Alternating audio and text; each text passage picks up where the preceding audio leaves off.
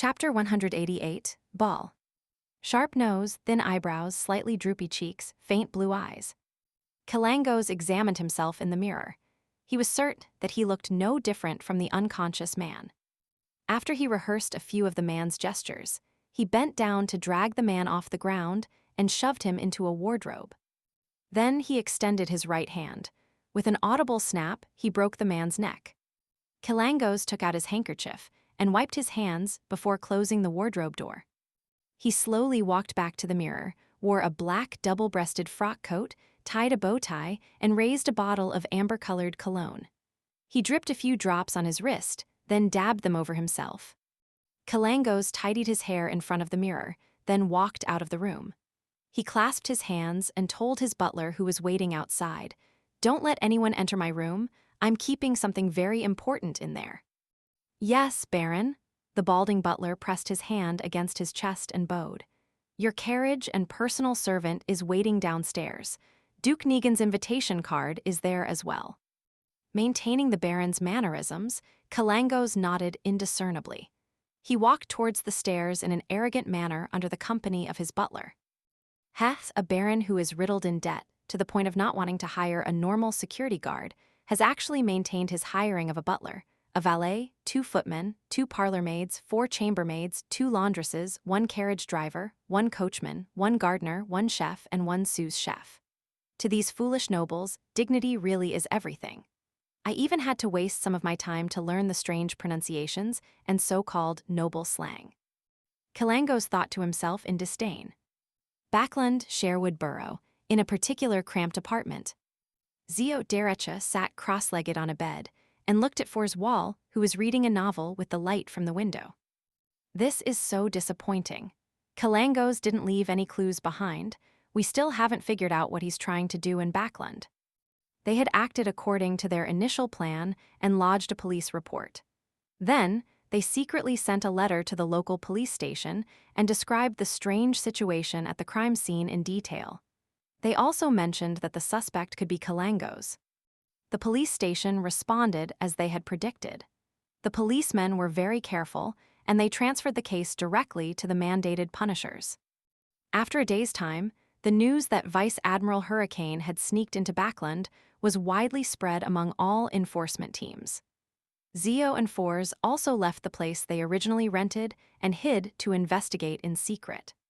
They didn't want to be brought back to the police station to help with the official investigation. The mandated punishers, Nighthawks, and Machinery Hivemind were all hostile towards non-official Beyonders. The churches viewed them as potential criminals. Hence, not only were Zio and Fors avoiding the possibility of Kalangos' pursuit, but they were also hiding from the enforcement authorities.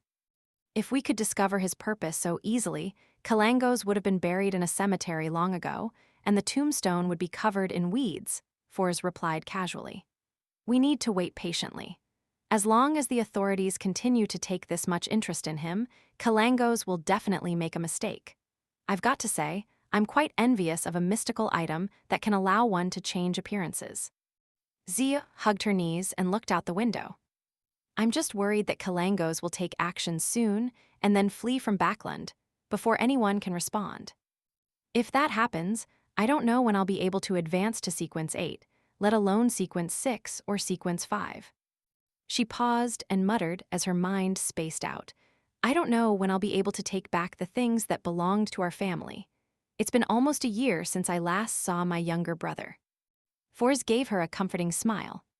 When you fulfill your wishes, please allow me to write your experiences into a story. It would definitely be an interesting and exciting one. I actually find Miss Audrey very generous. Even if Kalangos escapes, I think she'll still reward us handsomely. We've been busying ourselves for so long after all, and we've even caused Kalangos to appear. I hope so. Sai, why can't I have any fortuitous encounters? Zio grabbed her shoulder-length blonde hair. Fors frowned and said, in the Beyonder world, fortuitous encounters are usually accompanied with danger. I have yet to figure out what the ravings I hear during the full moon mean, or if they will result in negative changes. Haha, fortuitous encounters without dangers may exist, but they are very, very rare. It's difficult for your wish to be fulfilled unless unless we receive the favors from an orthodox deity or the attention of some friendly hidden existence. However, it would be hard for us to tell if it was really an evil god or devil in disguise. Zio sat straight and drew a crimson moon on her chest. May the goddess watch over me. Duke Negan was in his mansion located in Backland, Empressborough, where he was hosting a grand ball. There were two parts of the mansion. One was the dancing hall located on the ground floor, which was covered with glamorous stone slabs carved with complicated patterns. There was the Duke's excellent ensemble playing music in a corner. Up the stairs, there was a winding corridor that circled the hall located on the second floor. The guests were holding their glasses, leaning against the railing, overlooking the people dancing on the ground floor as though they were enjoying a fencing match from the stands. Occasionally, a gentleman would walk before a lady or his wife to invite them to dance. If the invitation was accepted, both of them would walk down the stairs hand in hand and enter the hall. On the far side of the corridor, there were doors after doors. They were rooms that had been allocated to the guests as their resting quarters. But behind a French door was a corridor, and on both sides of the corridor were various gypsum statues. They were all the ancestors of the Negan family. At the end of the corridor was another hall which could see the ball. Long tables were covered with a variety of delicious food and fine wine, and another ensemble belonging to the Duke was playing relaxing melodies for the guests. In the hall, the guests were gathering in groups. Some were seated and some stood around, chatting about all kinds of matters. Those who wished to get away from the frivolities for a while would go to the attached balconies to overlook the garden and enjoy the crimson moon in the sky. After participating in the opening dance, Audrey Hall stood on the second floor above the dancing hall and stared at the candles on the huge crystal chandeliers hanging from the rooftop in a daze. However, she noticed that many young men were appearing to pump themselves up to come over and invite her for a dance.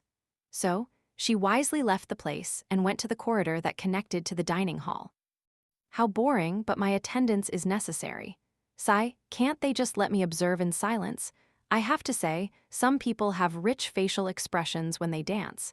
They remind me of animals seeking mates. Audrey lowered her head, looked at the tips of her feet, and walked in a straight line out of boredom. Just then, the corner of her eyes caught an approaching figure. She slowed down, stood straight, and instantly became the elegant yet quiet Miss Hall. "Good day, Baron Gramere," Audrey greeted with a flawless smile and etiquette. Baron Gramere had thin eyebrows and faint blue eyes. He smiled and bowed. "Nice to meet you again, Miss Hall. You are the brightest and most dazzling jewel at this ball." After exchanging a few words, Baron Gramere headed for the dancing hall while Audrey continued approaching the dining hall. After a few steps, she suddenly frowned. There was puzzlement in her green eyes. Baron Gramere isn't the same as before. In the past, when he sees a pretty lady or madam of a higher rank than he is, and one that's relatively prettier, he would look to the side without looking at them directly. Then, he would steal glances constantly. But today, he appears very confident. Also, his cologne smells off. In the numerous parties in the past, his body would emit the final note of the amber cologne fragrance, musky yet faint, not ostentatious yet elegant. In other words, he would spray the cologne a few hours earlier to let the front and middle notes disperse before the gathering. But just now, his cologne was amber in middle note, rich and refined. Audrey slowed down her footsteps. As a spectator who had completely digested her potion, her sensitivity towards details wasn't anything other beyonders could compare to. Suddenly, she thought of a possibility. Her green crystal-clear eyes froze. It couldn't be Kalangos in a disguise, right? The creeping hunger has the power to change a person's appearance. The more Audrey thought about it, the more possible it seemed. She felt uptight as she turned nervous and panicky. If he really was Vice Admiral Hurricane, what is he trying to do? It's a pity that I can't bring Susie to the ball. Otherwise, I could ask her to observe Baron Gramere. No way, I have to warn Father. Amidst her frantic thoughts, Audrey quickened her pace and entered the dining hall. She found Earl Hall, who was talking to the chief cabinet secretary and others. She flashed a flawless smile and walked over. She held Earl Hall by his arm and told the others, "Gentlemen, do you mind if I borrow Earl Hall for a few minutes?" "Beautiful lady, it's your right. the few gentlemen said in a friendly response. Audrey held Earl Hall by his arm and moved to the nearest balcony. They found a quiet, uninhabited corner, and she said to her middle-aged father who was getting plump, "Father, I have something to tell you." Earl Hall was smiling fondly at his daughter, but he got serious when he saw her serious facial expression. "What's the matter?" "I ran into Baron Grammer earlier, but there are things about him that are different from the past. For instance, his cologne was in the middle note of the amber fragrance. It used to be the end note. And," Audrey continued with the things that she found different, "it could be explained as being sensitive and meticulous." After she described what she had noticed, she weighed her words and added, "I heard from Viscount Glaint that Vice Admiral Hurricane Kalangos has the ability to take on other people's appearance. Hasn't he been in Backland recently?" Earl Hall listened to her carefully, and his face grew abnormally grave. But he soon flashed a smile and comforted his anxious daughter. "I'll take care of this. Go look for your mother and stay with her. She's at the lounge in this hall." "Okay," Audrey nodded obediently. On the way back to the lounge, she turned around and looked at her father. She saw that Earl Hall was talking to another noble softly, and he wore a rather solemn look. Audrey couldn't help but feel anxious. She felt that she needed to do something to make sure that her father, mother, and brother didn't get hurt. She surveyed the area and changed the direction in which she was heading in. She left the dining hall and found Duke Negan's small prayer room. She pushed the door closed and locked it behind her. She looked at the symbol of the Lord of Storms before her and subconsciously found a remote and dark corner. Audrey sat down with her body leaning forward. She clasped her hands together into a praying position and supported her forehead. Then she recited softly in Hermes, "The fool that doesn't belong to this era, you are the mysterious ruler above the gray fog. You are the king of yellow and black who wields good luck.